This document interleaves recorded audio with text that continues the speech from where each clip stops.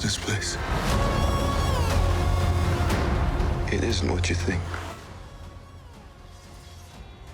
That's a clip from Ant-Man and the Wasp, Quantumania. Phase 5 of the Marvel Cinematic Universe is officially underway with the release of this film, as the characters go on an adventure in another world. Let's bring in Eli Glasner for his review on the latest from this franchise. All right, Eli. It's hard for some of us, myself included, to keep track of all these various super people. So where do we find Ant-Man this time? I understand. I even almost get overwhelmed. But this takes place after the events of Avengers, Infinity War, and Endgame. So, they save the world. And for Paul Rudd, a.k.a. Ant-Man, life is good. Maybe a little too good. Take a look. I used to ask myself a lot of questions. Scott, you're at ex-con. How are you an Avenger? That doesn't make sense. But everywhere I go, people tell me the same thing. Thank you, Spider-Man. So there you go. The problem for Ant-Man is kind of the problem for the Marvel movies in general. What do you do after you've saved life, the universe, and everything? The first decade of the MCU had a plan, an arc, and now, like the Marvel movies themselves, Ant-Man's kind of coasting. He's written a book, he's posing for selfies. Now, luckily for us, as you can see, Hank Pym and Cassie, Ant-Man's teenage daughter, were messing around in the quantum realm, created a doohickey that sent a signal, and then the whole Ant-Man family gathered around to watch it in action. So let's see that one more time. Like a satellite. Turn it off. Now!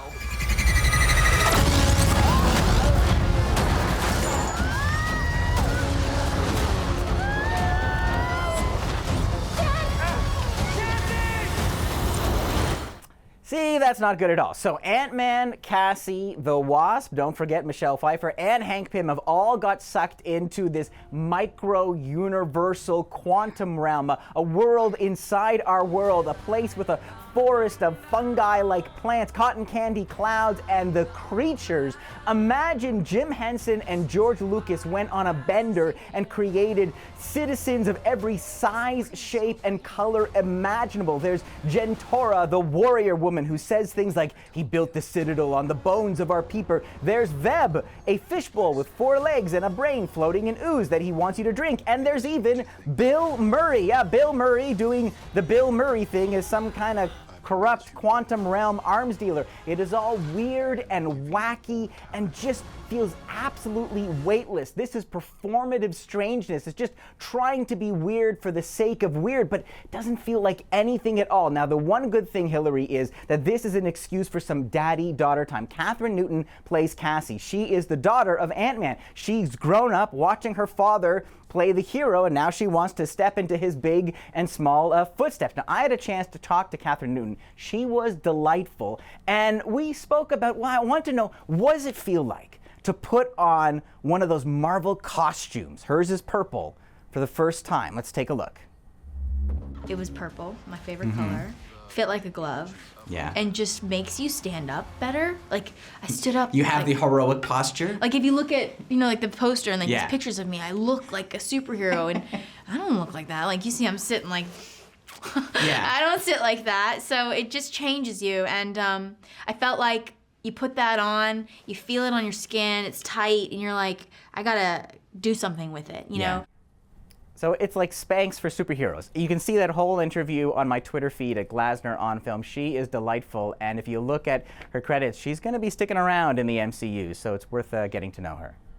Well, Eli, some of this seems quite promising, but then as you're saying, parts of it are also pretty strange. They're pretty weird. So does Ant-Man #3, does it work? I mean, it's weird, and the strange thing is that as strange and weird as it is, it's boring. The first hour, I'm watching all the colorful chaos, and I'll tell you, Hillary, I didn't care. It's like, where are we going? It all feels like nothing really matters. The thrill is gone, and then Kang arrives. Jonathan Majors steps onto the screen and everything changes. And he's working through a lot of obstacles. He's got the typical kind of Marvel costume for a villain. He's got a cape, he's green and he's purple, and sometimes his face is blue. But then this time-traveling dictator, he opens his mouth, and suddenly you're like, oh, all right. So take a listen. Ant-Man and his daughter have been captured, and here comes Kang. You're an interesting man. Scott Lang. I don't know who you are, but you've made a big mistake, okay? I'm an Avenger. I've called the other Avengers. You're an Avenger. Have I killed you before? What?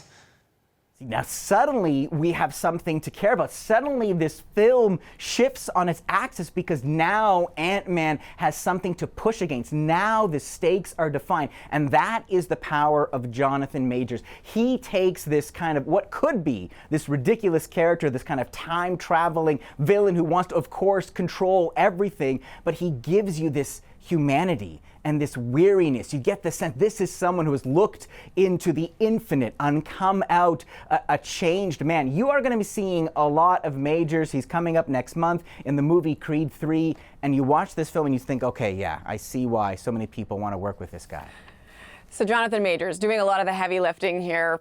What about Paul Rudd as the little guy? You know, this is what's fascinating. Like, part of what made Paul so refreshing when he came into the Marvel Cinematic Universe is that he was the little guy. He was this, like, ex-con turned superhero, and there was this sense of wonder and amazement at just the fact that he was able to play the hero and save the day. His superpower was his irreverence. But now, because as you said, this is part of Phase 5, whatever that means, he has to level up. He has to play the big guy. He has to be stoic and be the superhero. And the more he does that, the more we lose that quality that made Paul Rudd so refreshing in the first place. So I think a disappointment for Ant-Man fans, but the arrival of a major presence in the MCU. 3 stars out of 5. 3 stars, and I think I'm slightly less confused now about all these various super people after listening to you walk us all through it. Eli, thank you for this. You're welcome.